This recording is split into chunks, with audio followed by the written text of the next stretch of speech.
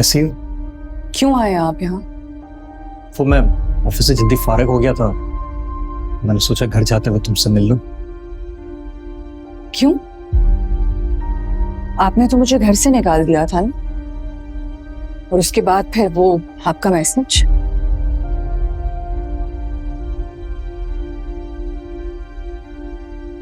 देखो, अम्मी ने मुझे एक दिन बैठ के समझाया है, और मायरा भी तो आई थी हमारे घर, उसने तो बताया होगा ना तुम्हें।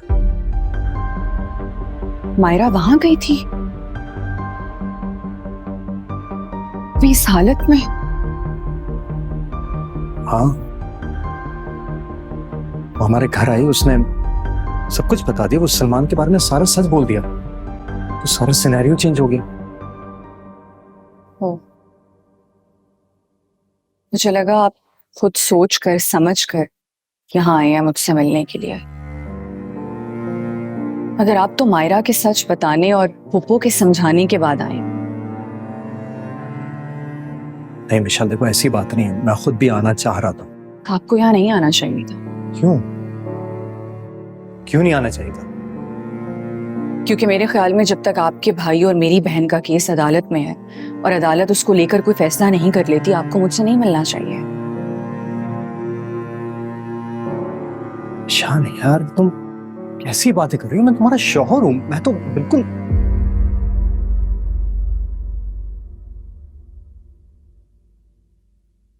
शौहर का काम बीवी को तहफ्फुज देना होता है, इज्जत देना होता है। और आपकी आंखों के सामने आपके घर में मुझे कितनी दफा जलील किया गया और आप चुप रहे। और फिर मायरा पर प्रेशर डालने के लिए, खुला का केस बंद करवाने के लिए पुप्पा जान ने आपसे कहा कि मुझे घर से निकाल दें, और आपने निकाल दिया।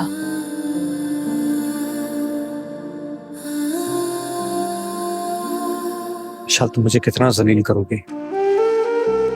मैं तो सिर्फ सच बोल रही हूँ अरसलान। और फिर आपका वो मैसेज, तो जिस वक्त आप मुझे इज्जत और तहफ्फुज देने के लायक हो जाएंगे तब आइएगा और मुझसे कहिएगा कि मैं तुम्हारा शौहर हूं। तब तक के लिए आप जा सकते हैं।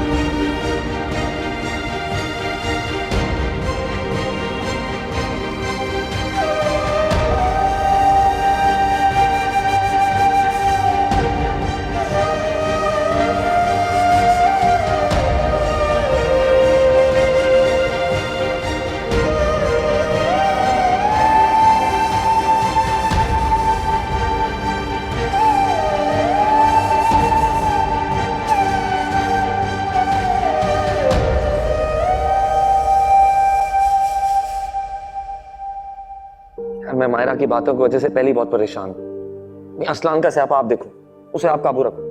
अच्छा, बड़ा परेशान है तू? अच्छी तरह जानता हूं कितना सफाक आदमी है।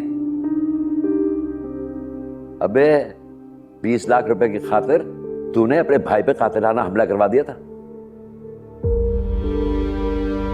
हाँ, तो ससुराल से 20 लाख रुपए लेकर अपनी अय्याशी नहीं की थी मैंने। मेरे गधे भाई ने कारोबार में नुकसान करवाया था, लोग उसकी जान के पीछे पड़े हुए थे, और आप ऐसे काइयां थे, बेटे की जान बचाने के लिए घर बेचने पर राजी नहीं थे। एक तो आपके बेटे को बचाया, आपका घर बिकने से बचाया, ऊपर से मुझे जालिम और सफाक कह रहे हो।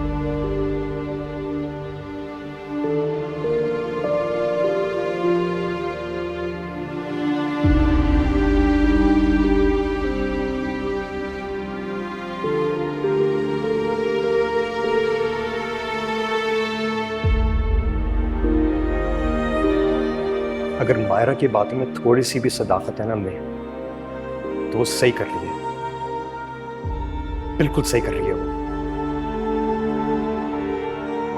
मगर इस सब के चक्कर में मेरा घर क्यों बर्बाद हो रहा है?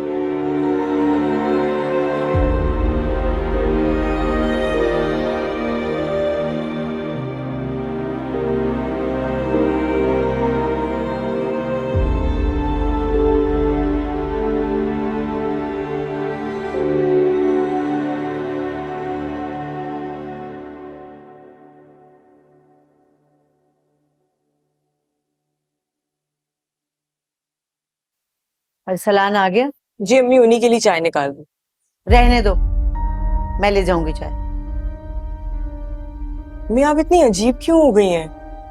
इतना गुस्से में रहती हैं। जब से आपकी वो बहुएं गई हैं इस घर से, उसके बाद से आप ऐसी हो गई हैं। अरे जब बहुएं बाहर जाती हैं ना तो सासें खुश हो जाती हैं। आप निराली सास हैं।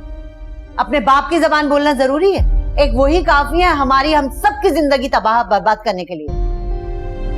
क्या हो गया अम्मी आपको? आप मुझ पे क्यों चीख रही हैं?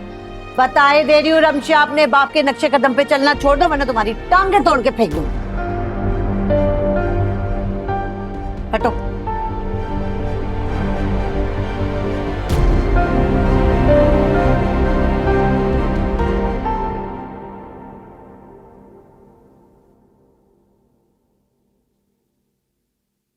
अरसलान। वालेकुम अस्सलाम बेटा। Thank you.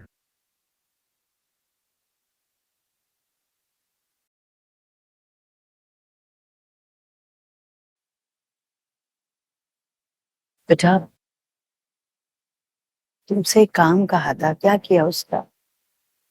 कौन सा काम? इतने गैर जिम्मेदार कैसे हो सकते हो अरसलान? तुम्हें याद नहीं हो मैंने क्या कहा?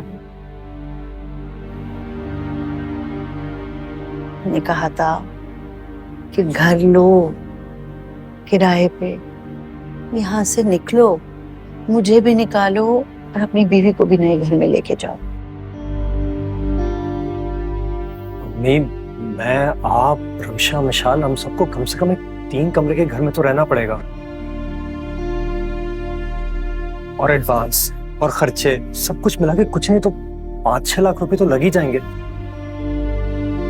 मैं कहां से लाऊंगा इतने पैसे? बेटा ऑफिस से लोन ले लो, कुछ भी करो, कुछ भी करके मुझे भी निकालो यहाँ से खुदा के वास्ते, और खुद भी निकलो।